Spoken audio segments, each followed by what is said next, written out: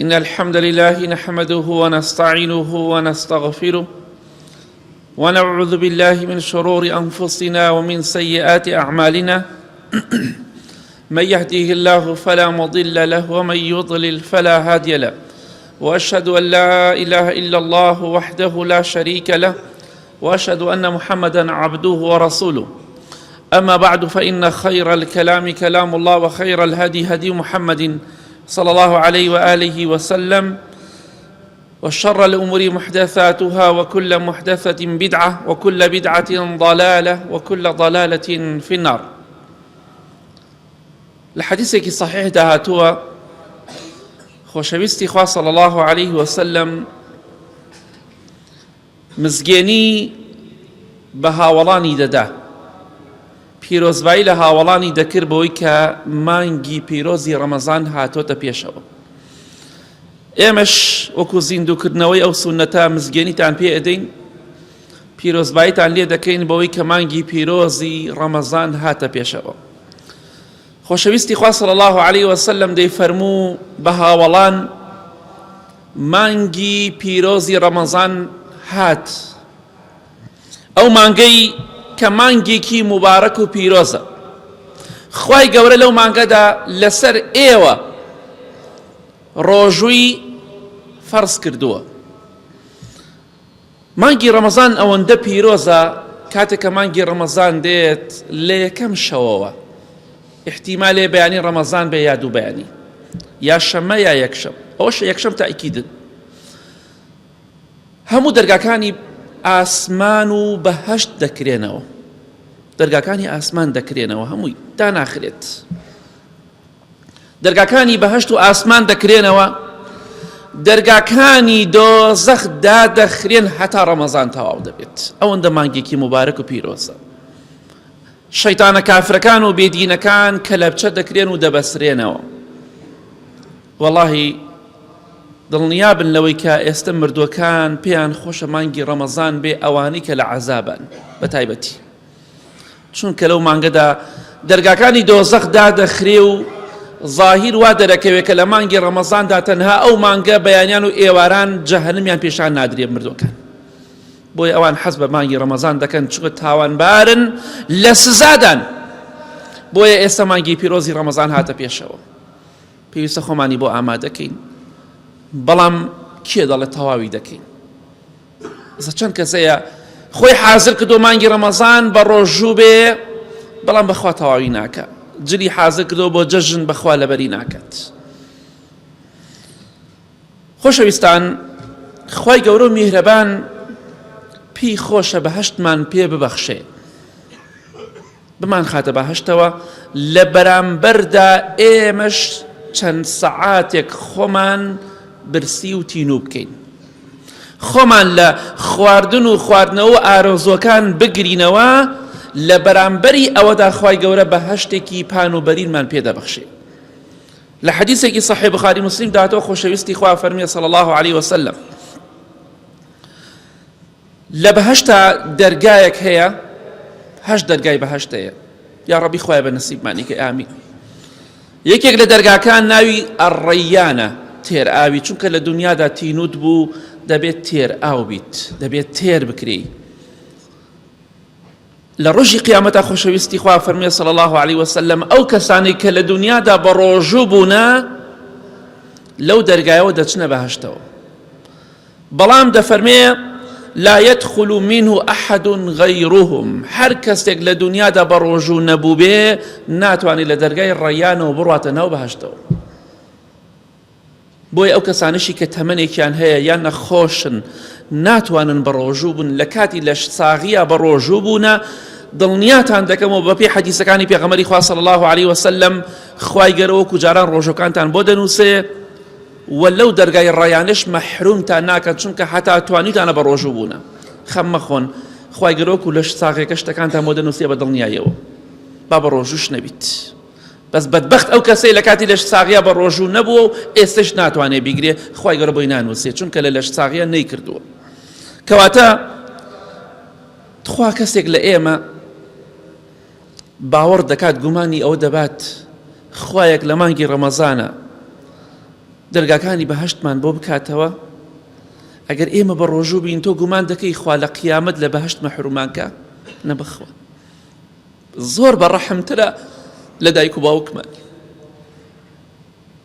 قەت گومانی وامە بە قسەی خوا بکە گوێڕایاڵی بکە قەت مەحرومت ناکا لە بەهەشت دەرگا لەسەردا ناخات هێشتا لە دنیادای تاوان دەکەی دەرگای بەهەشتت بۆ دەکاتەوە لە مانگی ڕەمەزاندا دووشەمان و پێنجشەمان دەرگای بەهەشت دەکرێتەوە بۆ ئیمانداران تۆ گومان دەبەی خوا مەحرومت کە ئەگەر تۆ بە قسەی بکەی نە بەخوا مەحرومت ناکە مەحرومت ناکە دڵنیا بەلەوە بەڵام گرنگەوەیە خۆشت بووە لێی بترسی گوێڕایەڵی بکەی دەرگای ڕەیان پیرۆزی ئەو کەسانە بێ کە بە ڕۆژوو دەبن تایبەتیشە ئەوەشی بە ڕۆژوو نەبێ لەو دەرگایەوە بە هیچ جۆرێ ڕێگای پێ نادرێ بڕاتە ژوورەوە کەواتە دڵخۆش بە خەم مەخۆ مانگی ڕەمەزان هات مانگێک هاتووە خوا لە بەرامبەری ئەو مانگەدا بەهەشت بە تۆ دەبەخشێ کەواتە بۆ پەڕی دڵخۆشیەوە بە ڕۆژوو بە بەتەمای پاداشتی خوا بە پەروەردگارمان ئەم مانگە پیرۆزەی لەسەرمان فەرز کردووە تا لە ڕۆژی قیامەتە کەسێک هەبێ دیفاع و پشتگیریمان لێ بکات چۆن دەڵێت لە دنیادا پێویست بە محامیەکەیە بۆ قەزەیەک بۆ ئیشێک بۆ کێشەیەک پێویست بە محامیەک بۆ ئیشەکانت بۆ بەڕێ بکات بەڵام لەوانەیە محامیەکە لە دنیادا شتەکانی بۆ بکرێ لەوانەیە ئیشیشی پێ نەکرێ بەڵام ئەوەی کە لە قیامەت دیفاع لە تۆ ئەکا وەکو محامی دنیا نییە ئەوەی بیڵێ خوا ڕەدی ناکاتەوە لە حەدیثی صحیحدا هاتووە لە صحیح تەرغیب پێغەمبەری خوا صلی الله عليه وسلم دەفەرمێ لە ڕۆژی قیامەتە قورئانی پیرۆز لەگەڵ ڕۆژوو شەفاعەت دەکەن تکاو شەفاعەتمان بۆ دەکەن پێغەمبەری خوا فەرمێ صلی الله عليه وسلم ڕۆژوو دەڵێت دێتە زمان قورئانیش قسە دەکا لاشەمان هەمووی قسە دەکا ڕۆژوو دەڵێ ئەی پەروەردگار من لە دنیادا منعی ئەم بەندەیەم کرد لە خواردن و خواردنەوە شەهەوات فشفعنی فی خوای بم کە بە تکاکار شەفاعەت بۆ ئەم ئینسانم کە لە دنیادا بە ڕۆژوو بووە چەندێ خۆشە لە ڕۆژێکە ئەو قورئانە دیفاع لێکە ئەو ڕۆژوە دیفاعت لێ ئەکا لەو پەڕی ترسای هیچ فڕۆفێڵێک نایخوات بەڵام لە ڕۆژەدا ئەو قورئانە پیرۆزە ئەو ڕۆژوە دیفاع لە تۆ دەکا ڕۆژوو دیفاع لێ دەکات دەفەرمی ئەی پەروەردگار من دەمەوێت شەفاعەتی بۆ بکەم پێغەمبەری خوا فەرمێ صلی الله عليه وسلم بێگومان فەیوشەفعانی هەردووکیان قورئانی پیرۆز و ڕۆژویش شەفاعەت دەکەن و شەفاعەت و ڕجا و تکایان قبوڵە و ڕەتکردنەوەی نییە کەواتە ڕۆژێک دێت ئەو ڕۆژێک کە لە دنیادا ئەو برسێتی کە لە دنیادا چەشتت ئەو تینێتی کە ناڕەحەتی کە تووشت بوو ڕۆژێک دەبینی دیفاع لێ دەکات لە ناخۆشی ڕۆژی قیامەت ڕزگارت دەکات ئەو تکا و ڕجایش کە ڕۆژوو دەیکات قبوڵە و ڕەتکردنەوەی نییە بۆیە دڵخۆش بە ڕۆژێک دێت ئینشاڵڵا بەرووبوومی ئەم برسێتی تینێتە دەبینیت بەو پەڕی دڵخۆشیەوە کەواتە بێهیوامە بەو دڵخۆش بە هیچ نییە لاشەمان دەڕزێ پێش ئەوەی بڕزێ با ڕۆژوو ماندووی کات با عیبادەتی خوا ماندووی کات چونکە ڕۆژێک دێک کرم و مار و مێرو دەیخوات خەم مەخۆ بە ئیزنی خوا لە ڕۆژی قیامەتا ڕۆژوو شەفاعەتت بۆ دەکە وەڵاهی هیچ کەسێک نییە لە پەروەردگارمان بەڕەحەمتر بێ بەرامبەر بە ئێمە هیچ کەسێک نییە نە دایکمان نە باوکمان نە هیچ کەسێکی تر بۆیە خوای گەورە ڕۆژووی لەسەرمان فەرز کردووە هەتا بەهۆی ڕۆژوو لێمان خۆش بێ لە گوناهەکانمان خۆش بێ تاوانمان پێوە نەمێنێ پێش ئەوەی بمرین لە حەدیثێکی صحیحی بخاری مسلم داهاتوە پێغەمبەری خوا دەفەرمێ صلی الله عليه وسلم من صام رمضان إيمانا واحتسابا غفر له ما تقدم من ذنبه هەر کەسێک مانگی پیرۆزی ڕەمەزان بگرێ خوای گەورە لە هەموو تاوانەکانی پێشووی خۆش دەبێ لە ڕەمەزانەکەی ترەوە لە جەژنەوە تا ئێستا چیت کردو ئەوەی کە حەقی خوا بێ خوا لە هەموو تاوانەکانت خۆش دەبێ بەهۆی ڕۆژووی مانگی ڕەمەزانەوە کەواتە خوا پێی خۆشە لێت خۆش بێ بەڵام تۆش لە دەست خۆتی مەدە بە ڕۆژوو بە و جەژن بکەرەوە ئینشاڵڵا بەبێ تاوان و گوناه ئیمامی ئیبن جەوزی ڕەحمەتی خوای لێ بێ دەفەرمێ وەڵڵاهی سوێن بە پەروەردگار ئەگەر ئێستا بە مردوەکان بوترێ لە گۆڕستان بە مردوەکان بوترێ ئاواتتان چییە؟ چی ئاواتێکتانەیە؟ واللهی ئاواتە خوازە بن یەک ڕۆژێک لە مانگی ڕەمەزان بە ڕۆژوو بوون و بگەڕێنە بۆ ئەم دنیایە. واللهی ئاواتیانەوە دەبێ. واللهی کەسێکت مردووە پێی بڵێ باوەگیان دایەگیان براکەم خوشکەکەم کچەکەم کوڕەکەم ئاواتت چییە؟ بگەڕێیتەوە بۆ ئەم دنیایە دەڵێ ئاواتم ئەوەیە بێمە و یەک ڕۆژ بۆ ڕۆژوم ئەمجا بمرمە دووبارە بمرمەوە. دەی ئێمە ئێستا لەو ئاواتەداین کە مردوەکان ئاواتی بۆ دەخوازن ئاواتیان ئەوەی بێنەوە بۆ دنیا نوێژ بکەن دەی ئێستا با نوێژ بکەین. ئاواتیان ئەوەیە بگەڕێنەوە بۆ دنیا ڕۆژوو بگرن دەی با ئێستا بە ڕۆژوو بین. ئاواتیان ئەوەیە خێر و سەدەقە بکەن زیکری خوا بکەن خوا بناسن دەی ئێستا تۆ لە ئاواتەکەی ئەوان دای ڕۆژێک دێت تۆش وەکو ئەوان ئاواتە خوازی و کەسانێکی تر زیندون تۆ مردووی. کەواتە مانگی بەرەکەتە یەخوا بە خێر بێ سەر چاومان بەو پەڕی خۆشحاڵیەوە. مانگی پیرۆزی ڕەمەزان مانگی خوا بە پیرۆز و مبارەکی بزانێت لای ئێمە زۆر زۆر مبارەک و پیرۆزە. بەو پەڕی دڵخۆشیەوە لاشەی خۆمان دەکەینە خزمەتکاری فەرمانی خوای پەروەردگار. یا ڕەبی خوای لە گوناهەکانمان خۆشبی لە گوناهی دایک و باوک و مردوەکانمان خۆشبی ئەم مانگە بکەیتە مای خەیر و خۆشی بۆ هەموو لایەکمان. ئامین ئامین ئامین.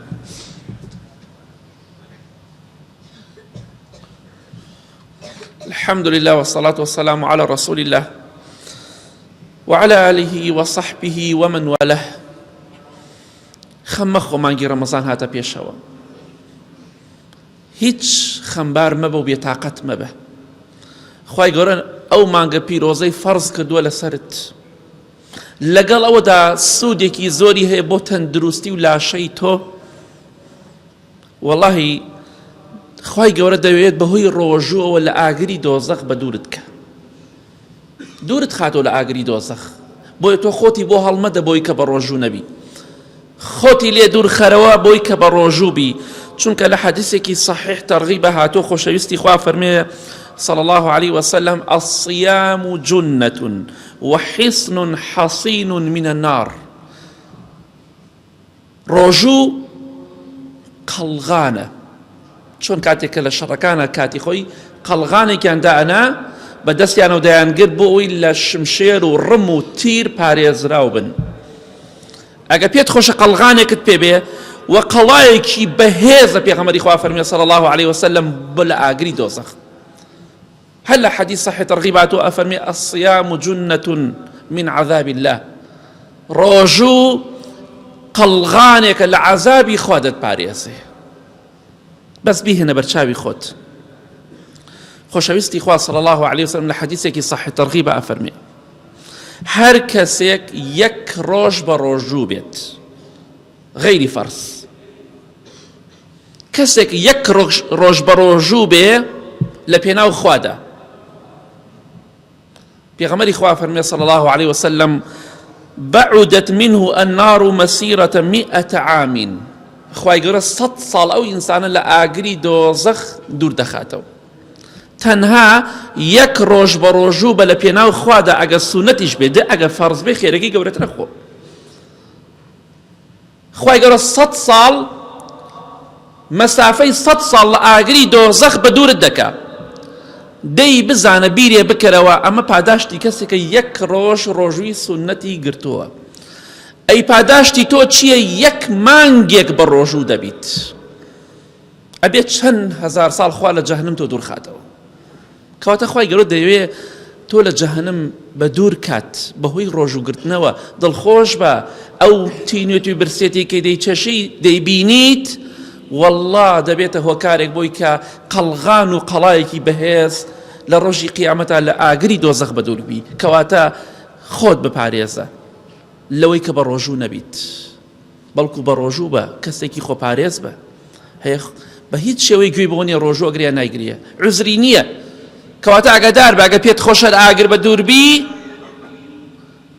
بە ڕۆژوو بە. خوای گەورەش دەیەوێت لە ئاگر بە دووربی بۆیە ڕۆژووی بۆ تۆ داناوە. خۆشەویستان خوای گەورە میهرەبان ڕۆژووی لەسەرمان فەرز کردووە بۆ ئەوەی کە ببینە خۆشەویستی خوا. بۆی لای خوای گەورە قەدر و ڕێز و حورمەت و نرخمان گەورەتر بێ و بەڕێزتر بێ. بۆیە خەم مەخۆ، بێتاقەت مەبە بە ڕۆژوو دەبیت. بەخوا کۆتایی پێدێ، بە ڕۆژوو بی ڕۆژەکە هەر کۆتایی پێدێ، بە ڕۆژوو نەبی هەر کۆتایی پێدێ. بەخوا تەمەنیشمان هەر کۆتایی پێدێ. لحديثك صحيح بخاري مسلم ده هاتو بيغمري خواه فرمي صلى الله عليه وسلم والذي نفسي بيده لخلوف فم الصائم أطيب عند الله من ريح المسك. سيون بو خواهي جاني محمد بدسه صلى الله عليه وسلم. سيون بخواهي قورا بوني ناخوشي ناودمي روجوان كبروجو دبي دمت بوني كي ناخوشي ليدي ئەو بۆنە ناخۆشەی ناودەمی تۆ لە مەعیدە و ڕیخۆڵەی تۆ دەرئەچێتە دەرەوە، لە دەمی تۆوە خەڵک هەستی پێیەکە، لای خوای گەورە سوێن بەخوا لە بۆنی میسک خۆشترە. هاچەنە لای خوا خۆشەویستەبی، وەڵا تۆ بێتاقەتی لە بۆنەکەی دەمی خۆت، خەڵکی بێتاقەتەکەی، بەڵام لای خوا زۆر گەورەی. لای خوا بەهۆی ئەوەی کە برسیتە و تینوتە لە پێناو خوادا زۆر بەڕێزی لای خوا. پێت خۆشە خوا ئاوا ڕەحمت لێ بکە بۆیە شانازی بکە بە ڕۆژوو گرتنەکەتەوە. وەڵا بۆنە ناخۆشەکەی ناودەمت لای خوا لە بۆن و ڕیحی میسکی ئەسڵی خۆشترە و پاکترە، کەواتە دڵخۆش بە. بۆنی دەمت هات بڵێ ئەی خوای گیان سپاس بۆ تۆ، من کەسێکم لەو کەسانەی کە ئێستا بە ڕۆژوم ئەم بۆنە ناخۆشی من بێ پێتاقەتم لای تۆ لە بۆنی میسک خۆشترە، ئەمە فەزڵێکە خوای بە منت بەخشیوە. بۆیە خەم مەخۆ، دڵخۆش بە. ئەوە خوای گەورە ئاوا تۆی خۆش دەوێت.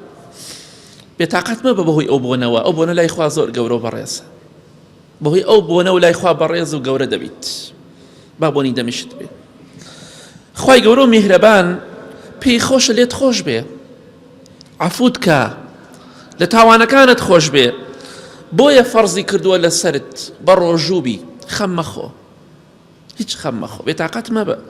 ئەزانی چی ڕوادات هەموو ڕۆژێکی مانگی ڕەمەزان؟ لە حەدیثێکی صحیح ئیبن ماجە هاتووە، خۆشەویستی خوا فەرمێ صلی الله عليه وسلم إن لله عند كل فطر عتقاء وذلك في كل ليلة. ولا حديث صحيح جامع الصغير شاتو ده فرميه ولله عتقاء من النار وذلك كل ليلة. سيرك همو كاتك ايواران فتار دكينو كاتي بربانك همو ايواريك او كاتك بانغدا بيالن شو دس بيكا همو شويك لكاتي بربانك دا كخلقي روجو دقري خوای گەورە بڕیار ئەدات ئەمڕۆ یەکەم ڕۆژی مانگی ڕەمەزان ئەوەندە کەسم لە ئاگری دۆزەخ ڕزگار کرد، دووەم ڕۆژ ئەوەندە هەتا کۆتاییەکی. خوای گیانەوە کەسانەمان بگەڕی خەریکی نان خواردنی ڕۆژوو دەشکێنی، خوا بڕیاری داوە لێت خۆش بێ، لە ئاگر ڕزگارت کە لە ئاگری دۆزەخ. تەواو ئەمڕۆ ئەوەندە هەزار ئەوەندە ملیۆن کەس لە ئاگری دۆزەخ ڕزگاریان بوو. تەواو ئیتر یەک جار لە تەمەنتە لە هەموو تەمەنتا یەک جار ئەو بڕیارت بۆ بدرێ کیفایەت، تەواو بەستە. خوای گەورە خۆی دەزانێ بڕیار بۆ کێ دەدات. بۆیە هەموو کاتێک لە کاتی بەربانگە بڵێ خوای لەو کەسانم بگێڕی کە ئەمڕۆ لە ئاگری دۆزەخ ڕزگارم دەکەی. بڕیاری ناوەکان چۆن تەشبیهات نەبێ، کەسێک دێت ئەڵێ ئەم ناوانە فەڵان شتیان بۆ بکرێ، ناوەکان هەمووی بڕیاری لەسەر ئەدرێت. ئەمڕۆ ئەوەندە هەزار کەس لە ئاگری دۆزەخ ڕزگاری بوو. کەواتە هەر 30 ڕۆژەکە هەر 29 ڕۆژەکە هەموو بەربانگێ کۆمەڵی خەڵکی زۆر بڕیاری بۆ ئەدرێ لەلایەنی خوای پەروەردگارەوە کە لە ئاگری دۆزەخ ڕزگاریان بوو. ئیتر دوای مردن تەواو، ئەگەر 100 ساڵ دوای ئەو بڕیارەش بژی تاو لە جەهەنەم ڕزگاری بوو. بۆیە بە ڕۆژوو بۆ دڵخۆش بە، لە کاتی بەربانگیشا ئومێدە دوا بێ لەو کەسەبی کە خوای گەورە لە ئاگری دۆزەخ ڕزگارت دەکە، عەفوت دەکا و لێت خۆشە بێ. تەواو فڵان کەس بڕیارمدا لەسەری لە ئاگری دۆزەخ بە دووری کەم و نەیخەمە ناو ئاگرەوە، کیفایەت یەک جار لە هەموو تەمەنتا یەک ئێوارە بەرت بکەوێت تەواو ڕزگارت بۆ ئینشاءڵڵا. یا ڕەبی خوای لەو کەسانەمان بگێڕ. خەفەت مەخۆ بە ڕۆژوو دەبیت، بێتاقەت مەبە. خوای گەورە دەیەوێت لە هەردوو دنیا دڵخۆشت کە بەهۆی ڕۆژووەوە. لە حەدیثێکی صحیح بوخاری مسلم داتۆ پێغەمبەری خوا فەرمێ صلی الله عليه وسلم ئینسانی بە ڕۆژووان ئەوەی کە بە ڕۆژوو دەبێت دوو خۆشی و شادی بۆ هەیە. یەکەم کاتێک کە بە ڕۆژۆکەی دەشکێنێ دڵخۆشە، الحمد لله أم ڕۆژ بە ڕۆژوو بووم. وإذا لقي ربه فرح بصومه وكاتكش دقات خزمتي خواي قورا دڵ خۆشە بە ڕۆژوەکەی دڵی خۆشە بە ڕۆژوەکەی الحەمد لله بە ڕۆژوو بووم سپاس بۆ تۆ خوایەکە واللهی ڕۆژێک دێت دڵ خۆشە بیت واللهی دوای مردنت دڵ خۆش دەبی کاتێک کە پاداشتی خوا دەبینی چەندێ پاداشتی ئەو کەسەدا بە ڕۆژوو دەبێت بۆیە بە ڕۆژوو بە ڕۆژێک دێت دڵ خۆش دەبیت ئەو بێتاقەتی کە بەهۆی ڕۆژووە تۆ تووشت دەبێ برسیتە تینوتە ناڕەحەتە بی هیلاکە بی ماندوو ئەبی دەمت وشک ئەبێ دڵنیا بە ڕۆژێک دێت واللهی دڵخۆشت دەکات بە دڵنیایەوە دڵخۆشت دەکات دەگەیتە خزمەتی خوا ئەو کاتە دەزانی خوای گەورە چی پاداشتێکی بۆ تۆ داناوە چونکە خوای گەورە دەفەرمێ ڕۆژوو بۆ منە بەس خۆم دەزانم چۆن پاداشتی ڕۆژوان دەدەمەوە بۆیە دڵخۆش بە پاداشتەکەی خوای گەورە باسی نەکردووە هەندێک پاداش باس کراوە بەڵام پاداشتە گەورەکە باس نەکراوە ئەوەی کە بە ڕۆژوو دەبێ مەگەر پەروەردگار بە تەنها خۆی بزانن چۆن پاداش تێداتەوە بۆیە خەمبار مەبە گومانت چۆنە بە پاداشتێک بە عیبادەتێک کە خوای گەورە دەفەرمێ لە هەموو عیبادەتەکانە دەفەرمێ تەنها ڕۆژوو بۆ من و خۆم دەزانم چۆن پاداشتی ئەدەمەوە ئەبێ پەروەردگارێک بە ڕەحم میهرەبان دەوڵەمەند سەخی ئەبێت چۆن پاداشتێکی تۆ بداتەوە لە کاتێکا تۆ بە ڕۆژوو بوویتە بۆیە بە ڕۆژوو بە ئینشاءڵڵا دڵخۆش بە چونکە دڵخۆشیەکی نەبراوە لە قیامەت چاوەڕێی تۆیە ئینشاءڵڵا لە کۆتاییدا دەڵێم ئەو مانگی ڕەمەزان بەڕێوەیە با بە ڕۆژوو بین یەک خاڵەکەی پێویستە باسی کەم ئەو خوشکە بەڕێزانەی کە حامیلەن ڕۆژوویان پێ ناگیرێ چەندەها جار باسمان کرۆ بە درێژی چەندەها بەڵگەی لەسرە ڕۆژوویان لەسەر نییە ئەگەر خێزانت بەهۆی ڕۆژووەوە زەرەری بەخۆی مناڵەکەی گەیان یا بە تایبەتی بە منداڵەکەی ڕۆژووی لەسەر نییە هەر کەسێکیش داوای بەڵگەکە دەیەها بەڵگەی بۆ دەهێنم لە قورئان لە حەدیث لە قەولی سەحابە و تابعین کە ڕۆژووی لەسەر نییە ڕاستەکەی لە بەرامبەرشە کەسانێکی بێ ڕۆژوگۆ بگرنەوە بەڵام ڕەئی بە قووەت بەهێز بەپێی بەڵگە ڕەئی عولەما ناڵێن بەپێی حەدیث بەپێی قسەی سەحابە ئەبێ ڕۆژوو نەگرێت و دوایش فیدیەی بۆ ئەدا و نایگرێتەوە ئافرەتی حامیلە شیردەریش ئەگەر مناڵەکەی 180 دەسەر ئەو شیرە بژی